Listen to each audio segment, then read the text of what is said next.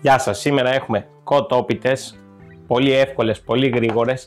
Είναι τίγκα στην πρωτεΐνη, είναι συνταγή πραγματικά έτσι του μισάωρου, δεν νομίζω να σας πάρει παραπάνω. Δεν είναι οι συνηθισμένες κοτόπιτες αυτές με την μπεσαμέλ μέσα και ιστορίες και αυτά. Έχουμε κάνει κάποιες παραλλαγές.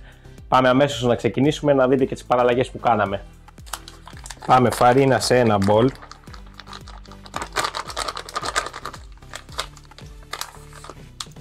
Πλαστικό δεν το χρησιμοποιούμε, παιδιά. Εντάξει, ατυχήματα συμβαίνουν. Άμα την ανοίγαμε ανθρώπινα δεν θα είχαμε ατυχήματα. Πάμε γιαουρτάκι, λίγο αλάτι και ελαιόλαδο. Και τώρα αυτό που έχουμε να κάνουμε είναι να ζυμώσουμε. Από όλα ατυχήματα είμαι σήμερα, είδατε που γέμισε ο τόπος αλεύρια.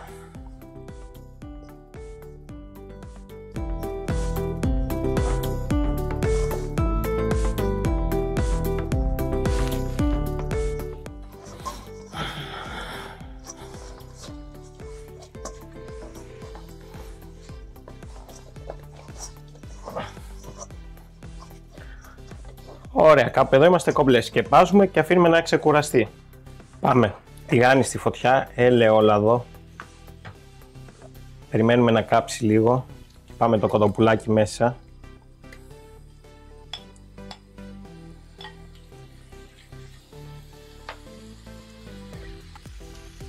Πάμε αλατάκι.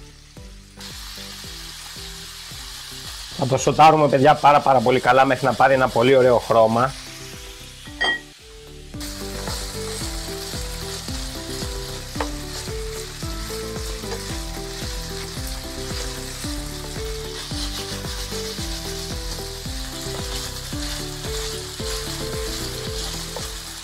Κάπου εδώ είναι η ώρα για τις πιπεριές. Άλλο ένα λεπτό θέλει το κοτόπουλο.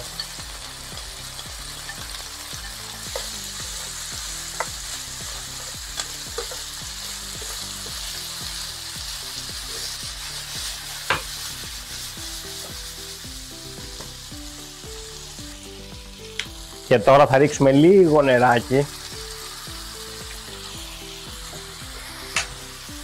Ίσα ίσα να μαζέψουμε όλη αυτή τη γεύση που έχει μείνει στο κάτω μέρος του τηγανιού.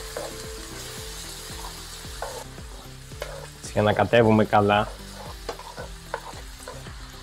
Και τώρα εδώ τι κάνουμε, περιμένουμε να πιει όλο το νεράκι και το σβήνουμε. Ωραία, εδώ είμαστε έτοιμοι. Τέλεια, θα τα αφήσουμε λίγο να κρυώσει και μεταφέρουμε σε ένα μεγάλο μπολ. Εδώ έχουμε το κοτοπουλάκι με τις πιπεριές που σοτάραμε. Πάμε μέσα γιαούρτι. Πάμε αυγά. Θα βάλουμε σίγουρα αλατάκι ακόμα. Πάμε αυτή τη μαγική σκόνη κρεμμύδι. Σκόνη σκόρδο. Πάμε πάπρικα. Πάμε τυράκι, μπόλικο και πιπέρι. Κανονικά η κοτόπιτα είναι με μπεσαμέλ, μέσα με ιστορίες. Τώρα εμείς δεν θέλουμε να μπλέξουμε τόσο πολύ. Θα κάνουμε, αν θέλετε γράψτε μου στα σχόλια, να κάνουμε και μία κανονική.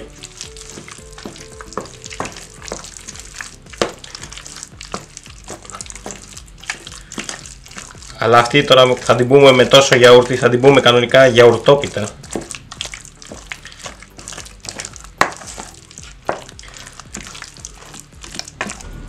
Όπα, παιδιά, ξέχασα την πρασινάδα της συνταγής. Εμένα μου αρέσει ο βασιλικός, εσείς βάλτε δυόσμο, μαϊντανό, εστραγκόν, ό,τι θέλετε. Ωραία, τέλεια, εδώ είμαστε έτοιμοι. Πάμε αυτό στην άκρη. Λοιπόν, παιδιά, παίρνουμε κομματάκια από τη ζύμη, το κάνουμε έτσι γύρω-γύρω. Δαχτυλάκια προς τα μέσα εννοείται. Κοιτάξτε, τέλειο. Κάνουμε μπαλάκι, αλευρώνουμε. Να ξέρετε τώρα εδώ θέλει αρκετό αλεύρι γιατί έχει το γιαούρτι και κολλάει. Ορίστε, το είδατε ήδη ότι κόλλησε. Εδώ. Πάμε με το μπλάστη. Πάμε παιδιά, ανοίγουμε όσο πιο λεπτό φύλλο μπορούμε, γιατί θα φουσκώσει.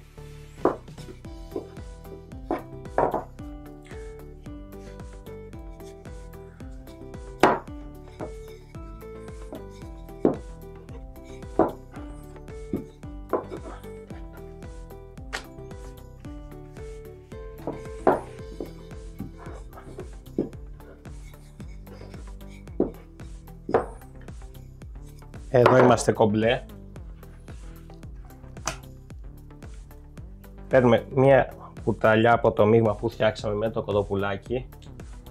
Πάμε και μία δεύτερη. Και τώρα αυγό λίγο στην άκρη εδώ για να είμαστε σίγουροι ότι θα κολλήσει. Πάμε εδώ στην απέναντι. Σπρώχνουμε λίγο το μείγμα βγάζοντας έτσι και τον αέρα και να μας δημιουργεί πρόβλημα. Γυρνάμε ζου, πάμε. Έτσι. Εδώ.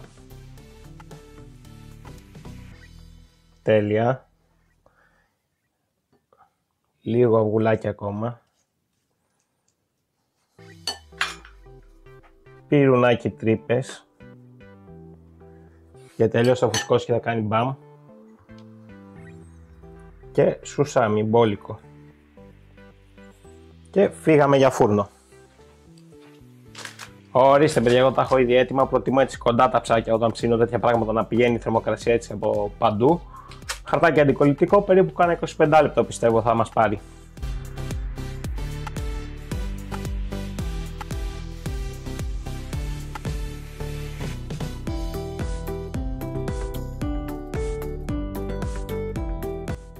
Οι κοτόπιτες μας είναι έτοιμες, κάπως έτσι μοιάζουν ψημένες, ορίστε, και από κάτω έχει ψηθεί τέλεια.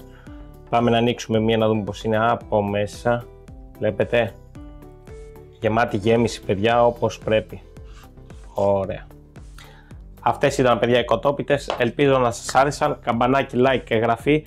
Θα τα πούμε στο επόμενο βίντεο. Γεια σας από μένα.